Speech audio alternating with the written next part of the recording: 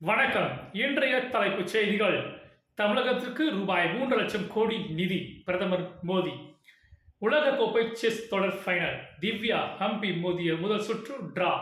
பள்ளிகளில் பாடத்திட்டத்தில் ஆபரேஷன் சிந்தூர் மத்திய அரசு முடிவு. ஆசிய கோப்பை கிரிக்கெட் தொடருக்கான அட்டவணை வெளியீடு. செப்டம்பர் 14 இந்தியா பாகிஸ்தான் மோதல்.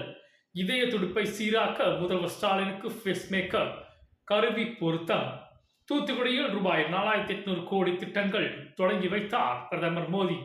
ராஜேந்திர சோழனுக்கு நினைவு நாணயம் பிரதமர் மோடி பெருமிதம். மாலத்தீவு சுதந்திர தின கொண்டாட்டத்தில் பிரதமர் மோடி பங்கேற்பு. புதிய பள்ளி கட்டிடங்கள் எத்தனை கட்டியிருக்கிறீர்கள்?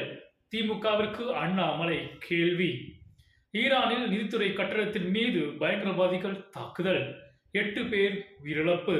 60 முஸ்லிம் தலைவர்களுடன் RSS தலைவர் ஆலோசனை. Kovai நீலகிரிக்கு orange alert.